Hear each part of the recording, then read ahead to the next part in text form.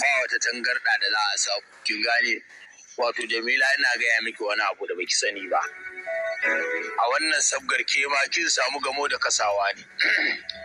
Ina ganin ba wani tuntube ko akasi da zai zo ya rushe wannan al'amari. La ilaha illallah inna lillahi wa inna ilaihi raji'un.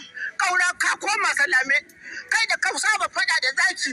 Da wani naman daji gaba ɗaya daga aran ya an ce kaura zai ku daji. Gaba ɗaya sai ka kai yabo ya kasa. Yau gaba ɗaya ka kare a mata. Ai kaura kai ka inna lillahi wa inna ilaihi raji'un. Billahi lazi. Qur'ani. Kamar ya.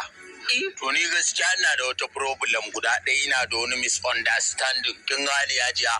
Wannan abokan harkalla inda za mu ringa haɗuwa da su irin wannan lokacin ina tabbatar miki da cewa wannan magana auren zan iya rushe ta in koma da wa na in ba haka ba shege nake. Ai da abu ma billahi da abu ma. Ai ko to lalle haɗuwa da irin waɗannan mutanen raina ba zai so ba. Don haka dole ka bar hulɗa da irin waɗannan abokan. Abin da nake so da kai. Na gama na zan tafiya. Babu inda za ka je saboda mu samu faɗa. Abin da ya kamata a yi abu ne da ya shafi dawa yana da kyau. Na ce maka ka tsaya mu gama magana. Zan dawo. Bari mu je da.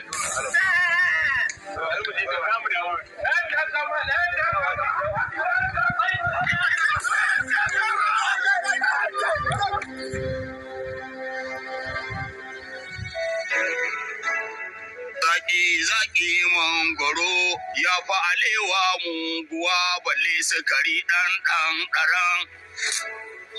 Balle sukari ɗan ɗaran. Salamu alaikum. Barka da kasuwa. Mangoron naka ko min kyau. Nawa mangoron?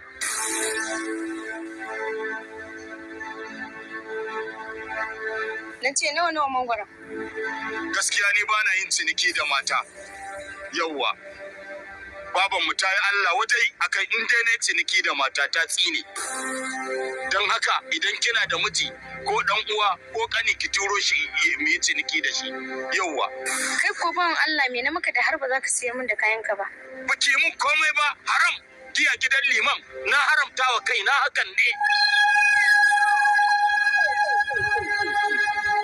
Allah ya kawo kasuwa. Innahu min Sulaiman wa innahu bismillahir rahmanir rahim. Innahu min Sulaiman wa innahu bismillahir rahmanir rahim. Tsoron tsoro. Tsoron tsoro.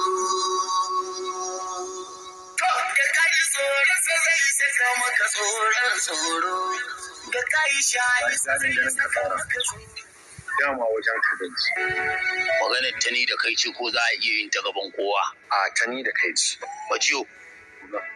Tsoron tsoro. Dama akan rufai da ci wadda na gan ku tare da ita a tsaye shine na zo na shaida ma cewa wannan yarinyar ni zan aure ta kuma dukkanin garin da kaga an yi ginin karuwa to ba a so a shiga ne domin idan mutum ya ce zai haura shiga akwai matsala shi yasa na zo na gaya ma.